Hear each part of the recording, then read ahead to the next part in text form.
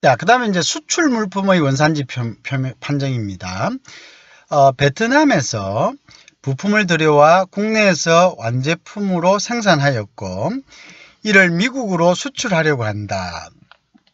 이 경우 메이드 인 코리아를 표시를 해도 되는지 이렇게 되어 있습니다. 자, 여러분 guess what 해보세요. 여러분 어떻게 생각하시는가요? 자, 수출 물품의 원산지 판정은 수입 물품과 동일합니다. 원칙적으로 ACS 6단위 변경을 기준으로 판단하되 수출 상대국의 기준과 다를 경우는 그 기준에 따라 판정할 수 있습니다. 그죠? 일단 수출 상대국이라는 것은 우리 물건을 수입해주는 국가죠. 그러니까 수입해주는 국가가 맞춰줘야죠. 맞죠? 왜냐하면 그 고객이고, 그죠? 그러니까 수입 상대국이 판정이 우리하고 다를 때는 그거는 이제 수입 상대국에게 이제 맞춰주는 거죠. 그죠? 그게 이제 중요한 거죠. 따라서 베트남에서 수입되는 이제 원칙은 수입 물품의 원산지 판명과 수출 물품의 원산지 판명의 기준은 같아 이거죠. 그죠? HS 6단을 변경을 기준으로 판단한다. 자, 따라서 베트남에서 수입되는 물품의 HS 6단위와 한국에서 제작되어 미국으로 수출되는 부품의 HS 6단위가 변경되면 메이드 인 코리아로 표시할 수 있습니다. 그죠? 베트남에서 오는 HS 6단위가 하고 그 다음에 한국에서 만들어서 이 HS 6단위가 베트남에서 온 것이 변해버리면 이것은 메이드 인 코리아가 되는 거죠. 그죠? 결국은 본질적인 변경이 있었다 이렇게 보고 수입에서도 마찬가지로 이거는 어떻게 돼? 요거는 결국은 이제 국내 제품이 되는 거죠. 그죠?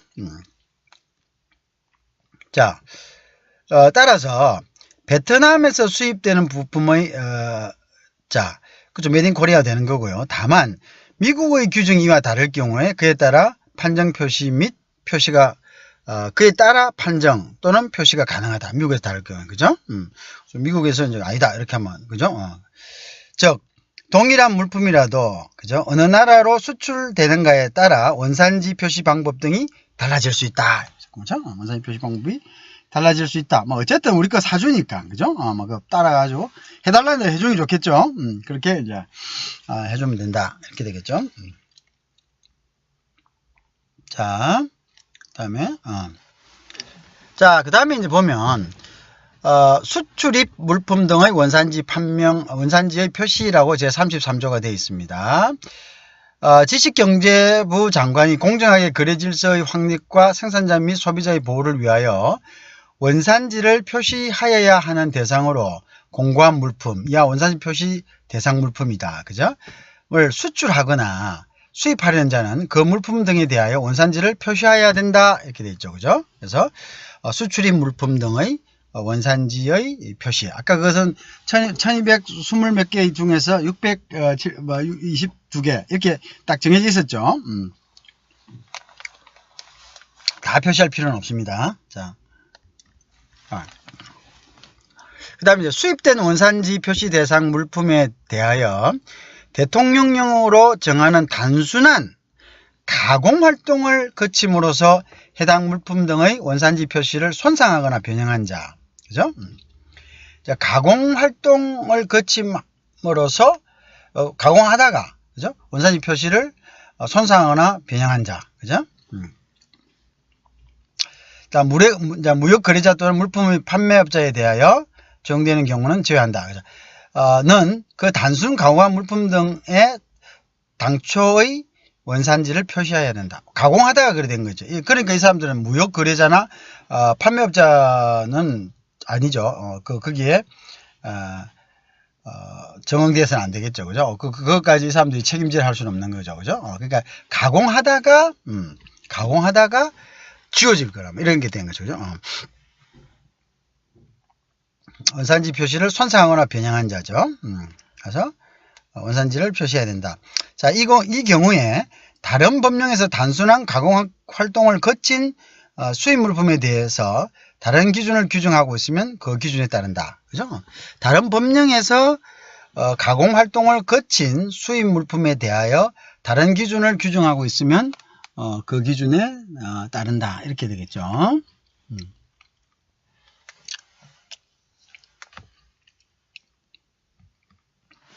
자, 그 다음에 이제 그 1항 제2항행 전단에 따른 원산지 표시 방법 확인, 그 밖의 표시에 필요한 사항은 대성령으로 정한다 이렇게 됐고요. 표시 방법입니다.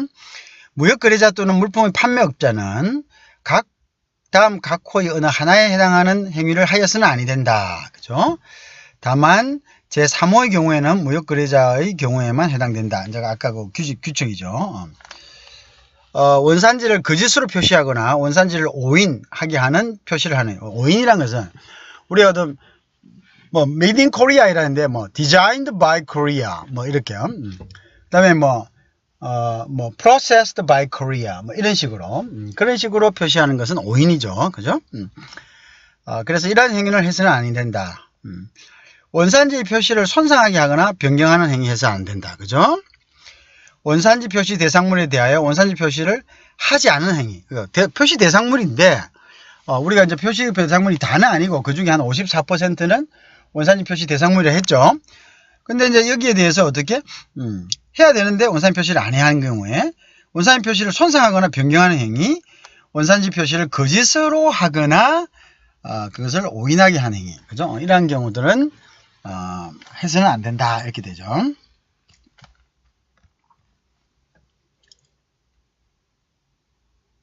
자, 그 다음에 그래서 이제 지식경제부 장관은 제1항부터 제4항까지 규정을 위반하였는지 확인하기 위해서 필요하다고 인정되면 수입한 물품들과 대통령으로 정하는 관련 검사를 할 수 있다. 관련 검사 당연히 해야 되겠죠. 그죠? 근데 검사도 뭐 못하고 이렇게 돼서는 안 되겠죠. 그죠? 그래서 규정 위반하였는지를 확인하기 위하여 필요하다고 인정되면 수입한 물품 등과 대통령령으로 정하는 관련 검사를 할 수 있다 이렇게 되어 있습니다.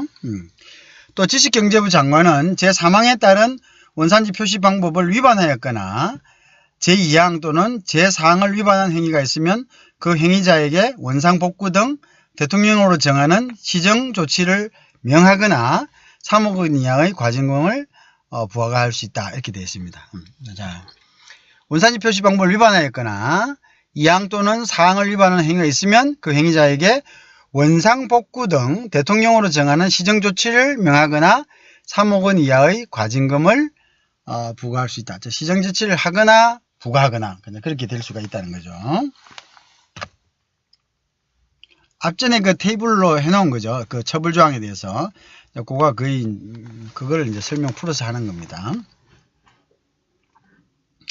자, 그 다음에 6항에 따라 과징금을 부과하는 위반행위의 종류와 정도에 따른 과징금의 금액과 그 밖에 필요한 사항은 대통령령으로 정한다 되어 있습니다. 그죠? 그래서 과징금을 부과하는 위반행위의 종류, 그 다음에 이제 정도에 따른 아까 했었죠. 과징금의 금액과 그 밖에 필요한 사항은 대통령으로 정한다. 자, 지식경제부 장관은 제6항에 따른 과징금을 내야 하는 자가 납부기한까지 내지 아니하면 어떻게 됩니까? 국세 체납 처분에 따라 징수한다. 압류해서 경매시킬 수 있다. 이런 이야기가 되겠죠. 그죠? 과징금을 내야 하는 자가 납부기한까지 내지 아니하면, 그죠? 납부기한까지 내지 아니하면 체납 처분에 따라서 징수한다. 이렇게 되죠. 체납 처분에 따라서 징수한다. 이렇게 됐다. 그죠? 그렇게 이제 규정이 되어 있습니다.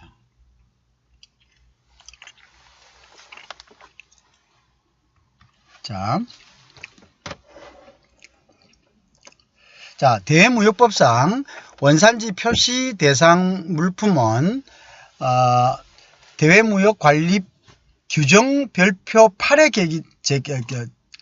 계기된 수입물품이다. 그죠? 이제 아까 이야기했지 않습니까? 1220개 중에서 약 한 622개 중에 한 54% 정도. 그죠? 자, 그래서 이제 대외무역법상 원산지 표시 대상 물품은 대외무역관리 규정 별표 8에 기재된 수입물품이다. 자, 대외무역법상 원산지 표시 대상 물품은요, 모든 아까 말씀드렸어요. 수출입 물품을 말하는 것은 아니고 지식경제부 장관이 고시한 물품에 한하여 표시 의무를 부과하고요. 그 외 물품에 대해서는 표시 여부가 임의사항이거나 거짓으로 표시할 경우 대무법 위반에 해당된다. 거짓으로 표시해서는 안 된다. 표시 안 해도 되지만 그걸 갖다가 거짓으로 표시해서는 안 된다 이거죠. 그죠? 표시 대상이 아니다 해서 이것을 거짓으로 표시해서는 안 되고 그죠? 자, 무역거래자 또는 이런 통관된 것을 다시 판매하는 자는 원산지를 거짓으로 표시하거나 원산지를 오인하게 하는 표시, 원산지를 손상하게 하거나 변경하는 행위, 원산지 표시 대상 물품에 대해서 원산지를 표시하지 않은 행위를 금지하고 있습니다. 무슨 말이겠죠? 원산지를 손상하거나 변경하는 행위, 원산지 표시 대상 물품에 대해서 원산지를 표시하지 아니하는 행위는 안 된다 이거죠. 그거는 하면 안 된다 이거죠. 그죠?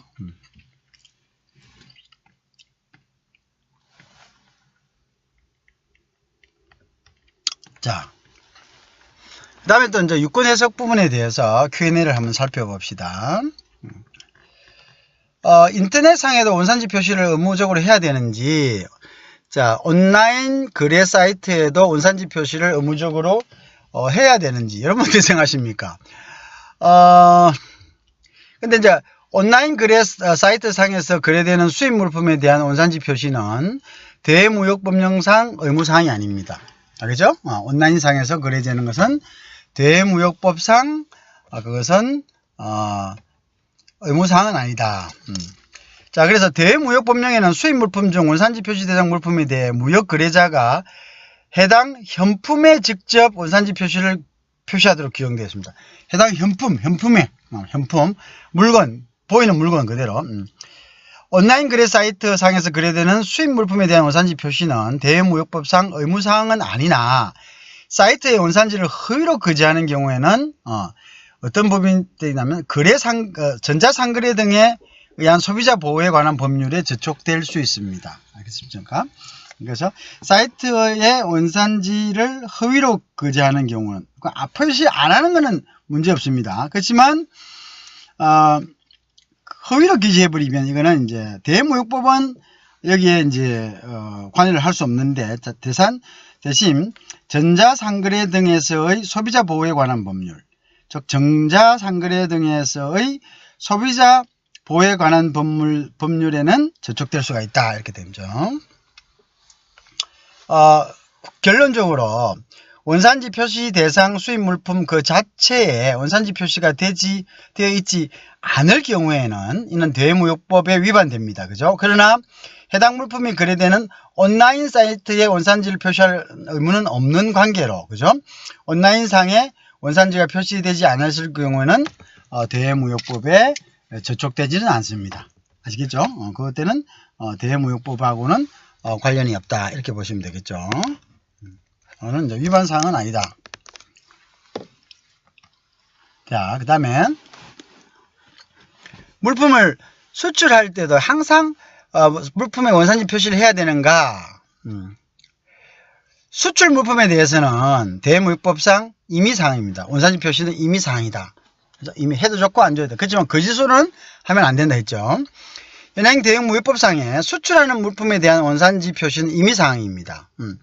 수출 물품에 대해서 원산지를 표시하고자 하는 경우는 원산지 표시 대상 수입 물품의 정한 방법에 따라 원산지를 표시하면 되는데 그 물품에 대한 수입국의 원산지 표시 규정이 다르게 표시되도록 되어 있으면 해당 물품을 수입국의 원산지 표시 규정에 따라 표시할 수 있습니다. 아까 이야기했죠?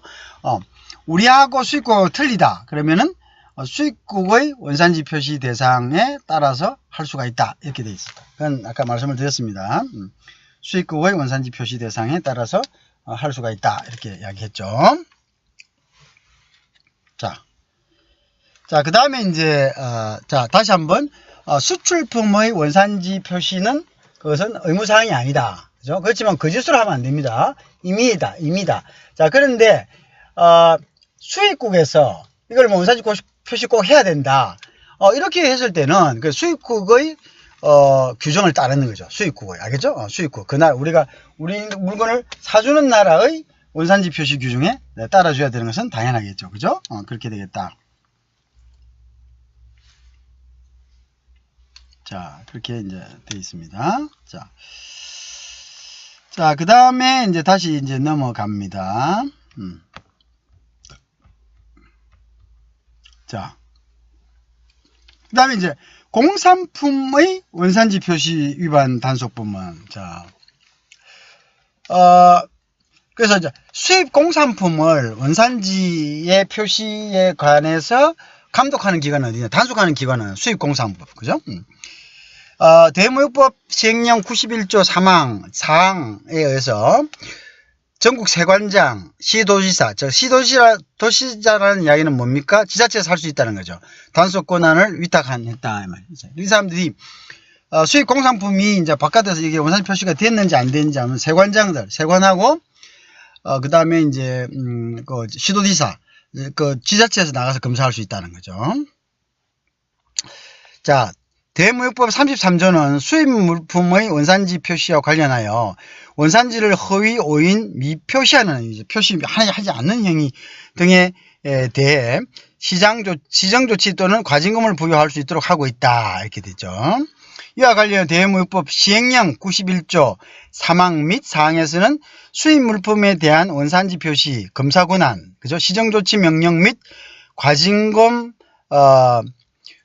부과 권한도 포함됩니다. 이 시정조치 명령하고 과징금도 관세청하고 또 지자체에서 할 수 있습니다.를 세관장 및 지도지사의 위탁 위임하고 있음에 따라 원산지 위반, 표시 위반 물품에 대한 신고는 지역세관 또는 시도로 접수가 가능합니다. 그래서 이 사람들이 접수받으면 나가서 부과할 수 있다. 그죠? 그렇게 되어 있습니다.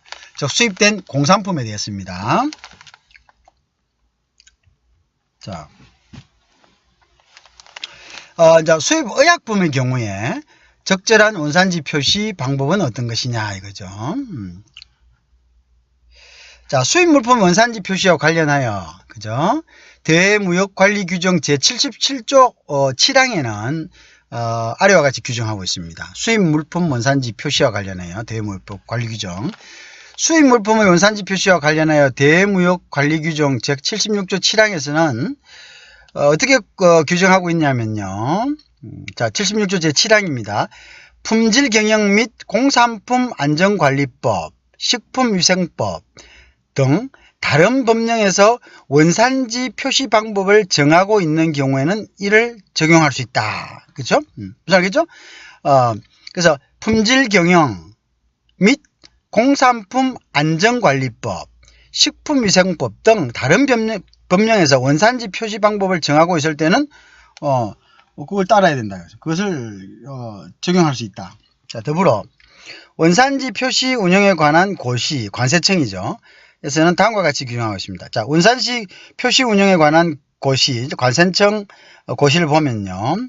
약사법, 식품위생법, 검역법, 전기용법 안전관리법 및 품질경영 및 공산품 안전관리법 등에 의하여 품명, 성분, 규격 및 수입자 등을 표시할 때 원산지를 함께 표시한 경우 이를 적절한 원산지 표시로 인정할 수 있다. 이렇게 되어 있습니다. 무슨 말인지 알겠죠? 이렇게 이제 규정하고 있기 때문에 다시 한 번 더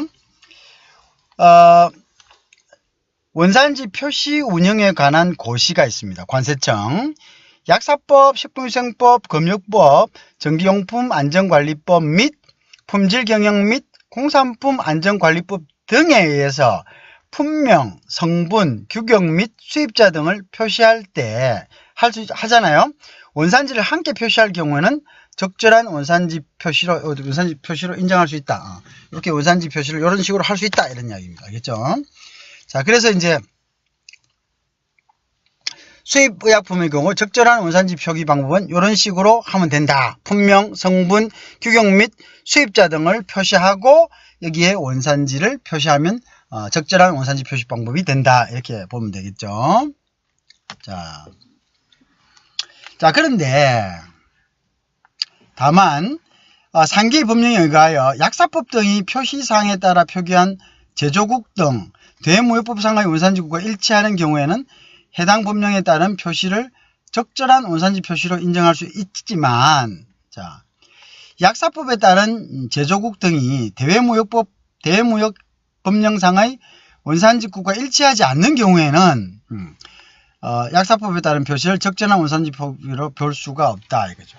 자, 우리가 제약 같은 거는 그 제조국이 중요하죠. 제조국, 그죠? 그게 제조국. 근데 그 제조국이란 것은 우리가 이제 제조국, 가공국 아까 한다 그랬죠? 근데 그 제조국하고 가공국 같은 것들은 사실 그 중요하죠. 그 어디에서 그거가 제조됐나가 중요합니다. 원료가 중요한 게 아니야, 그죠? 자, 그래서 이제 이렇게 표시한다 이거죠. 약사법도 이런 것들, 그죠? 근데 이제 이게 약사법 등에 의한 표기사항에 따라 표기한 제조국 등이 이 제조국 이꼴 이게 뭐냐 원산지국과 일치할 경우에는 적절한 원산지 표시로 인정할 수 있죠. 제조국을, 그죠? 별 문제 없어요. 근데 제조국이 인지하지 않을 경우에는 이걸 원산지로 볼 수는 없다 이거죠. 그죠? 약사법에 따른 표시를 적절한 원산지 표기로 볼 수는 없다 이런 이야기가 되겠는 거죠. 그죠? 자, 그 다음에 이제 OEM 수출 물품의 원산지 표시. OEM이라는 것이 아까 뭐랬습니까? ODM하고 OEM 틀리잖아요. OEM은 우리가 원청업자, 즉 원청업자의 기술을 받아서 예를 들어서 뭐 조립만 한다든지, 그래서 제조해서 다시 그 원청업자의 이름으로 납품하는 걸 이야기하죠. 원청업자의 어떤 브랜드를 붙여서 납품하는. 그러니까 그게 이제 그 OEM이죠. 그렇지 않고 자기들의 어떤 기술로 만들어서 원청업자의 이름을 만들어서 주는 것은 그것은 ODM이다 이렇게 이야기합니다. 근데 우리는 대부분 우리 기술로 만들어서 우리가 주는 걸 OEM이라 그렇게 알고 있죠. 그렇죠? 기술을 누구의 기술로서 제조를 하느냐 이것이 이제 중요한 겁니다. 누구의 기술로서 제조를 하느냐 이것이 이제 OEM과 ODM을 결정하는 기준이 되는 거죠. 그렇죠? 그래서 OEM이라는 것이 주문자 상포 부착 방식, 그죠? 원산지 표시 방법은 어디냐? 자, 중요한 건 아까 이야기했죠. 원산지 표시 방법에서 기술을 누구한테 받았냐, 디자인을 뭘 했냐, 이거 중요한 거 아니라 그랬죠? 자, 그래서 이제 대무역법상 수입 물품 원산지 국가는 해당 물품을 물리적으로 생산. 물리적으로 하는 것은 중요한 변경, 즉 물질적 변형을 일으킨. 그것을 이제 우리가 다른 말로 물리적 생산이라 이렇게 합니다. 이러한 국가를 기준으로 한다. 자, 그래서 이제 세 번이 바뀐 거, 그죠?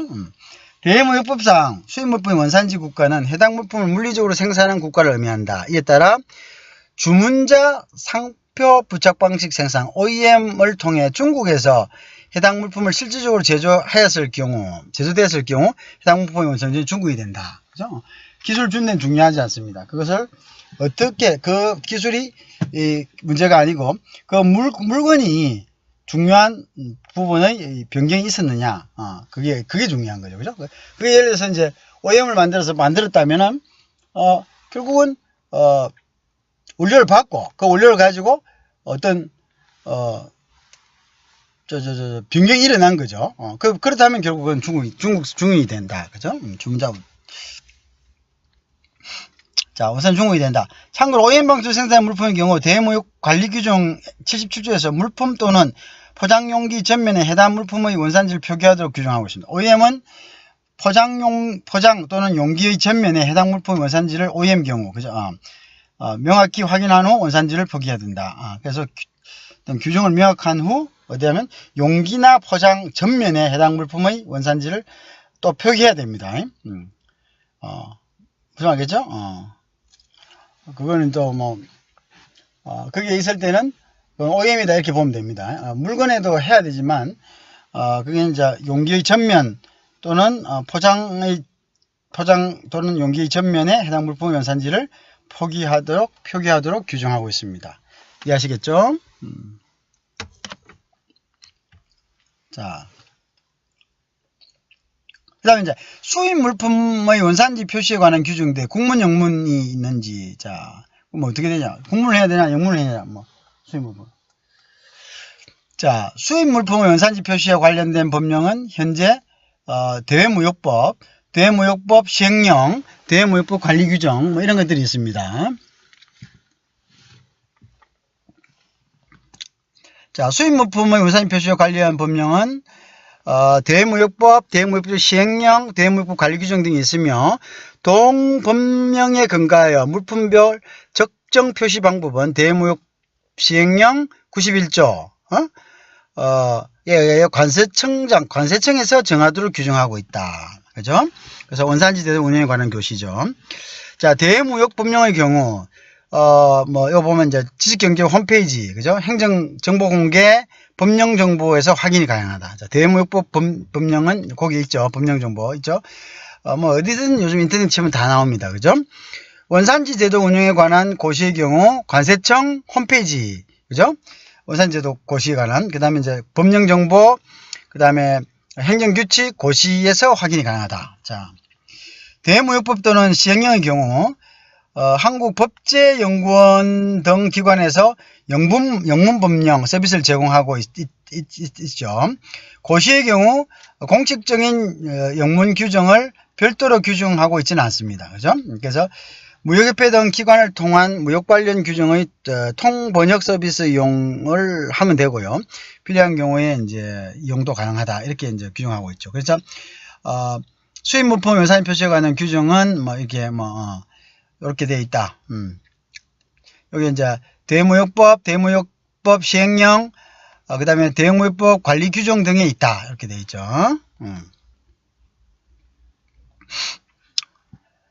그래서 이제 이런 법령에 의해서 품목별 적정 표시 방법은 대무역법 시행령에 의해서 관세청에서 정하도록 규정하겠다. 그죠? 관세청에서 이제 어떻게 정했냐면 원산지 제도 운영에 관한 고시다. 이런 형식으로 원산지 제도 운영에 관한 고시라는 이런 방법으로, 그죠? 정하도록 그렇게 해놨다. 이렇게 되죠. 자, 고시 방법으로 정하게 되어 있습니다. 자, 그 다음에 이제 보면은, 수입산 밀가루, 설탕의 적절한 원산지 표시 방법은, 자, 농식품이죠. 그죠? 식품 아닙니까? 그죠? 완제품 형태로 수입하는 경우에는 대무법에 따른 원산지 표시를 표시해야 됩니다. 완제품. 재료가 아니고, 그냥 그대로 가공되고 들어오는 거 있죠? 완제품으로. 만들어서 제조돼서 들어오는 것은 표기해야 됩니다. 대무역법상. 자, 원산지 표시에 관련해 농식품을 완제품 형태로 수입하는 경우에는 대무역법에 따른 법령에 따른 원산지를 표기해야 합니다. 해당 수입 물품의 원산지 판정 기준에 대해서는 대무역법 시행령 61조 및 대무역 관리 규정 85조 5항에서는 아래와 같이 규정하고 있는데요. 자, 시행령 61조 수출입 원산지 판정 기준. 자, 어떻게 되냐면 수입품의 생산, 제조, 가공 과정이 둘 이상의 국가가 관여한 경우, 즉 둘 이상 국가, 최종적으로 실질적인 변형을 가하여 1차 가공, 2차 가공 이렇게 되어 있지 않습니까? 그러면 실질적으로 3번이 변한대요. 그래서 실질적 변형을 가하여 그 물품의 본질적 특성이 부여하는 활동, 그 본질적 특성을 부여하는 것이 뭐냐면 HS 코드가 변하는 거죠. 그래서 실질적 변형이라 합니다. 그죠? 한 국가를 그 국가를 물품의 원산지로 본다. 이해하시겠죠? 그러니까 이제 HS 3번이 변한 데를 결국은 이제 실질적 변형이 있은 대로 보는 거죠. 그래서 1차 가공 중국이고 2차 가공 일본이다. 그러면 실질적으로 어디냐 이거지. 실질적으로 어디냐. 자, 실질적으로 어디냐.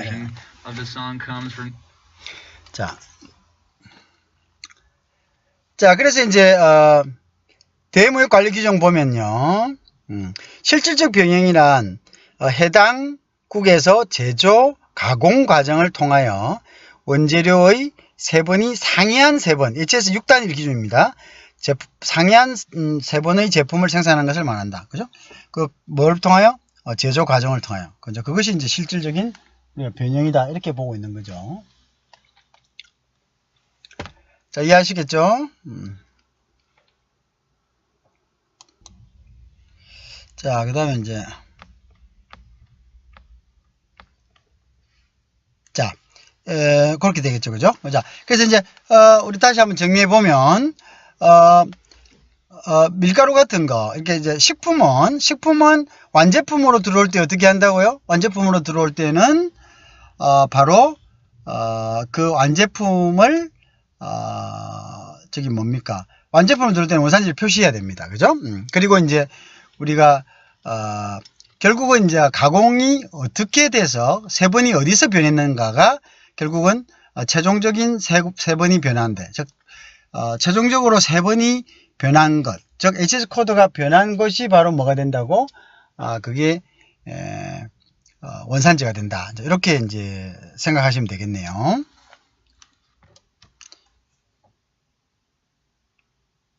따라서 이제 수입 물품의 경우 상기 원산지 판정 규정에 따른 원산지 표시를 해야 되는 거죠. 그죠? 그래서 이제 대외무역법상 구성 원료에 대한 원산지 표시 의무는 없다. 그죠?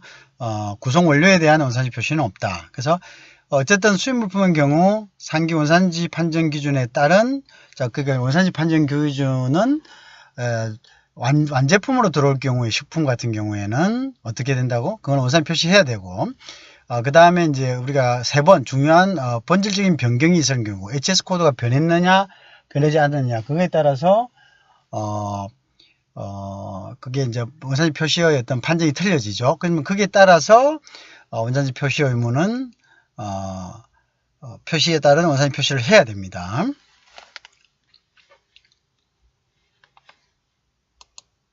자, 그 다음에 볼까요? 수입 세트 물건이 있다고 합시다. 세트. 하나가 이제 여러 개가 구성돼서 하나의 세트로 되는 것. 원산지 표시 방법으로, 방법이 별도로 있는지 한 질문입니다. 수입 세트 물품의 원산지 표시는, 대외무역관리 규정 별표 10에 열거되어 있습니다. 그래서 대외무역 법령상 수입 세트 물건의 원산지 표시는 대외무역 관리 규정에 열거된 수입 세트 물건의 경우, 그죠? 그게 열거되어 있는 것의 경우에는 해당 세트 물품을 구성하는 개별 물품들의 원산지가 동일하고 똑같고, 최종 구매자에게 세트 물품이 판매되는 경우에는 개별 물품의 원산지를 표시하지 않고 포장 용기에 원산지를 표시할 수 있다. 무슨 말이냐? 우리가 이제 이렇게 식탁 세트라고 합시다. 그럼 식탁하고 의자가 있겠죠. 그러면 식탁과 의자하고가 모두 다 동일 원산지다. 그러면 그거를 개별적으로 표시할 필요 없이 포장지에다 표시하면 된다. 이런 이야기입니다. 그렇죠? 세트 물품을 구성하는 개별 물품들의 원산지가 2개국 이상의 경우, 이것도 이제 1차 가공, 2차 가공이 있겠죠. 그거는 우리가 지금까지 계속 했습니다. 그런 개별 물품의 각각 원산지를 표시하고요. 세트 물품의 포장 용기에는 개별 물품들의 원산지를 모두 나열하여 표시. 그때는 이제 2개국 이상일 때는 개별 원산지를 각각 표시해야 됩니다. 의자는 어디, 그 다음에 책상은 어디, 이렇게 표시해야 되고, 또 이 전체적인 것도 포장 용기에 각각 모두를 다 표시해야 됩니다. 알겠죠? 그렇게 되어 있다. 자, 2개국 이상일 때, 그죠? 그래서 예를 들어서 그저 뭡니까? 가공 국가도 인도네시아, 중국 이런 식으로 1차 가공 인도네시아, 2차 가공 중국 이런 식으로 해야 된다 이거죠. 개별 물품의 각각 원산지를 표시하고, 그죠? 원산지일 경우에 이제 다를 경우에 이거는 중국 거, 이거는 인도네시아 거 이런 식으로. 그 다음에 이제 원산지도 2개국 이상이니까 이것도 각각 다 나열하도록 그렇게 해야 됩니다. 이에 따라 자동차, 오토바이에 사용되는 피스톤이 원산지 표시 대상 물질인 경우에는 본체는 일본에서 제조하고, 피스톤의 부품이라 할 수 있는 피스톤 P는 예를 들어서 중국에서 제조하여 결합된 상태가 아닌 동일 상자에 세트로 들어가 있는 상태로 수입되어 개별 물품 등이 원산지가 2개국 이상일 경우에는 대외무역관리 규정에 따른 원산지 표시가 이루어져야 되기 때문에 개별 물품의 각각의 원산지를 표시하고, 포장 용기에는 개별 물품의 원산지를 모두 표시해야 된다. 자, 우리가 이제 오토바이 안에 보면 자동차도 마찬가지죠. 피스톤 있죠? 이제 피스톤이라는 것은 우리가 이게 전기로 탁 폭발시키면 그 피스톤과 그 안에 실린더 안에 있던 뭡니까? 연료가 팍 폭발하면서 이게 뒤로 팍 밀리면서 자동차 움직이죠. 그때 이제 피스톤을 이렇게 딱 잡아주는 핀이 또 있습니다. 그죠? 자, 그러면 이제 일종의 이제 부품이라고 보는 거죠. 예를 들어서 피스톤을 예를 든 거고. 그러면 하나의 이제 기계가 있는데 그 기계에는 타이어를 보세요. 타이어 예를 들어서 자동차 타이어는 자동차 타이어 고무가 있는 거고, 그 다음 거기 뭡니까? 볼트도 있고, 중간에 뭡니까? 휠도 있고, 이렇게 있잖아요. 그러면 이 타이어 자체를 고무는 중국에서 만들고, 그 다음에 뭐 예를 들어서 그 2개국 이상이지 않습니까? 그죠? 2개국 이상. 그 다음에 휠은 미국에서 만들고, 그 다음에 볼트를 일본에서 만들었다. 그러면 이 세 개를 다 각각 그 부품에다가 표시를 해줘야 됩니다. 아까는 한국가에서 만들었을 때는 그건 포장용지만 하면 되죠. 그 다음에 이 자체도 각각 포장용기에도 이 3개국이 각각 이제 표시가 돼야 된다 이거죠. 그죠? 그런 이야기입니다. 물건 자체에도 명시를 해야 되고, 용기에도 해줘야 되고, 이런 이제 이 이야기가 되겠죠. 자, 그래서 이제 개별용품의 원산지를 표시하지 않고, 그거는 한 개일 때는 그래야 할 수 있습니다. 자, 원산지가 2개국 이상일 때는 개별 물품의 각각의 원산지를 표시하고, 세트품의 포장 용기에는, 그죠? 개별 물품의 원산지를 모두 나열 표시하도록 한다. 이렇게 되죠. 자, 그거 이제, 예를 들어, 자동차, 오토바이에 사용된 피스톤 원산지가 여러 나라에서 제조되었을 때는, 일본에서 본체 일본, 피스톤, 핀은 중국, 이럴 때는 두 개 다 표시해야 된다. 그죠? 그런 거를 이야기합니다. 그죠? 그래서 일본, 중국을 모두 나열해야 된다. 라는 게 이제 대외무역법의 취지입니다.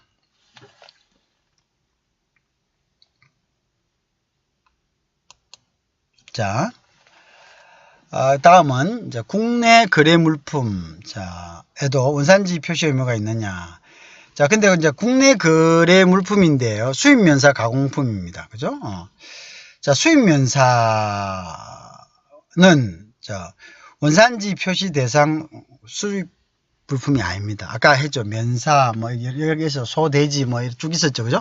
그거는 원산지 표시 대상 물품이 아닙니다. 그래서 안 해도 됩니다. 그죠? 면사를 수입한 경우 첫 국내에서 염색 가공 후 동제품을 내수 판매하는 경우 현행 대외무역법상 원산지 표시 의무 대상 수입 물품은 대무역관리규정 별표 8에 제기된 물품이며 면사는 원산지 표시 대상 물품이 아닙니다. 그죠? 그래서 원산지 표시 의무 대상 물품이 어딘가를 알아보려면은 여러분들은 대무역관리규정 별표 8에 보면 됩니다. 대무역관리규정 별표 8에 보면은 거기에 있는 물건만 원산지 표시 대상이고요. 만약에 이제 거기에 있지 않으면 원산지 표시 대상 물품이 아닙니다. 아시겠죠? 또한 원산지 표시 대상 물품이 아닌 수입 물품을 국내에서 염색 가공한 후 국내 내수용으로 판매하는 경우에도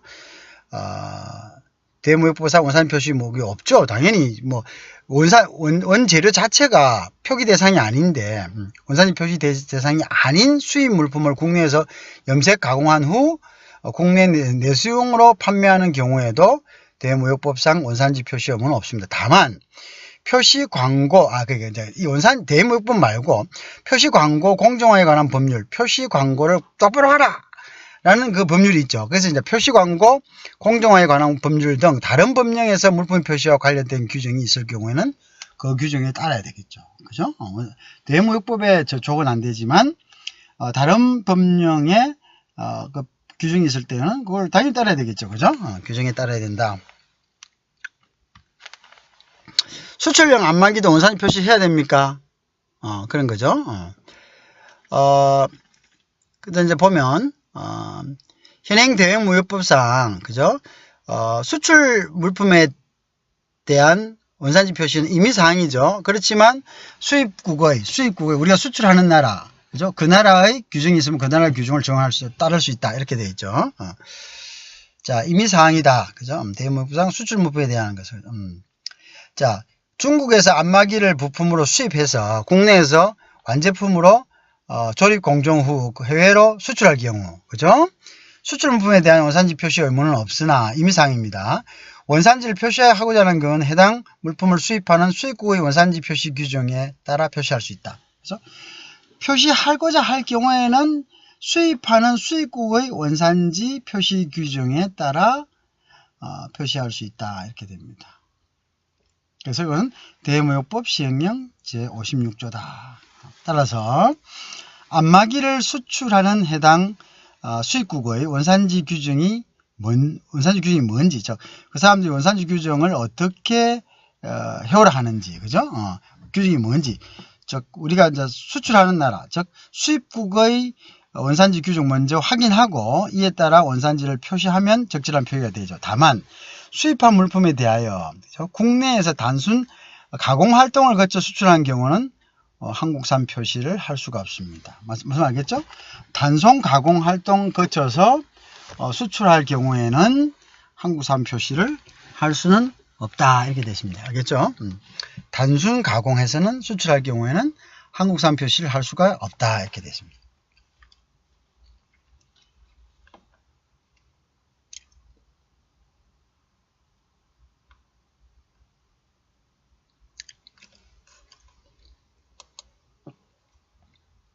자, 그 다음에 수출 물품이 아닌, 수출 물품 아닙니다. 미안합니다. 수입 물품이 아닌 국내에서 생산된 물품도 반드시 원산지 표시를 해야 하는가 이렇게 되십니다. 그렇죠?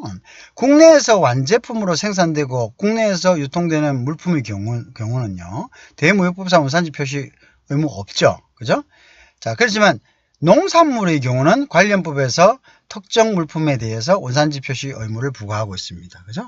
대무역법상은 아닙니다. 대무역법은 수출입되는 물건하고 또는 수출입돼서 국내에 물건으로 되지만 원래 원자재로 사용됐을 경우에는 적용을 받습니다. 그죠? 그렇지만 국내에서 생산돼서 그것을 이제 국내 생산품에 사용되었다면 이거는 대무역법 규정을 받는 것이 아니고 농산품에 관한 경우에는 농산물에 관련된 법에서 그 원산지 표시 의무가 부과되어 있을 경우가 있으니까 이것에 따라야 된다 이런 이야기입니다.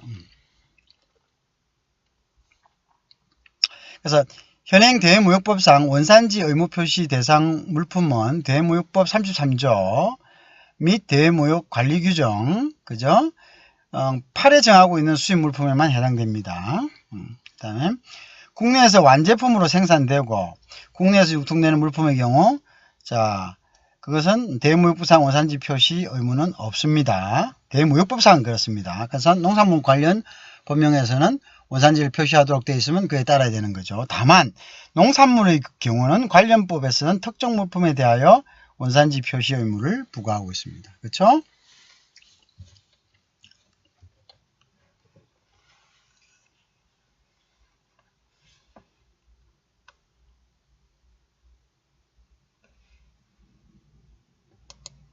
자, 그 다음 어떤 게 있냐면 제조, 가공의 여러 국가를 거친 수입 초콜릿 원산지 표시에 관한 질의입니다. 그죠? 자, 현행 대무역법상 물품을 생산, 제조 과정에서 여러 국가가 관련된 경우의 원산지는 최종적으로 뭡니까? AGS 단위가 변경된 국가가 되는 거죠. 그죠? 최종적으로 AGS 단위가 변경된 국가가 어디냐? 그게 중요한 겁니다. 자, 벨기에산 초콜릿을 원료로 사용해요. 네덜란드에서 완제품을 만들어 헝가리에서 포장하여 국내로 수입하는 경우요. 자, 이거 여러분들이 딱 보기에는 본질적인 변경이 어디서 일어났다고 생각합니까? 이 물품의 원산지 표시 방법은 EU로 원산지 표시 가능한지 했는데 EU는 원산지 표시 가능할 수 있는 그러한 독립적인 또는 자체적인 어떤 영토가 아니죠. 그러니까 여기는 이제 해외 현행 대무역법상 물품의 생산 제조 과정 여러 국가 관련된 원산지 판정은 최종적으로 어떻게 HS 6단위 변경을 시킨 국가가 되죠. 단순한 가공 공정을 수행한 국가, 포장 같은 이런 거죠. 원산지는 부여되지 않습니다. 따라서 포장을 한 헝가리는 원산지를 줬고요. 네덜란드에서 가공 공정을 하여 HS 6단위가 변경되고 그 공장이 단순한 공장이 아닌 경우 네덜란드가 원산지가 될 것입니다. 또한 현행 대무역법상 원산지는 특정 국가명을 사용하여 EU 아센 등 지역 경제적 연합체들은 원산지 표시 방법을 할 수 없죠. 그죠? 괌이나 사모아나 홍콩 이런 데는 이제 자치력을 갖고 있기 때문에 원산지 표시 대상이 이제 될 수가 있다라는 것은 우리가 이제 이미 앞에서 얘기했습니다. 자, 그러니까 우리가 지금 이제 원산지 규정 같은 경우에 지금 많이 이제 예를 하고 있는데 앞에 우리가 이제 하나의 그 법령으로 익혔던 부분들을 유권 해석을 통해서 이제 확인을 하고 있는 거죠. 그러니까 이제 완전히 공고하게 그죠? 그런 부분에 대해서 여러분들이 좀 더 확인이 되는 거죠. 이제 이러한 부분들이 굉장히 이제 중요한 부분입니다. 그래서 이제 이런 것들을 여러분들도 반복해서 사례나 아니면 유권 해석 이런 것을 공부하면 보다 명확히 그 법령에 대해서 이해를 할 수가 있겠고, 그죠? 그래서 법령에서 조금 이해가 안 되던 부분도 사례나 유권 해석을 보면은 확실히 이제 그 definition을 잡을 수가 있겠죠.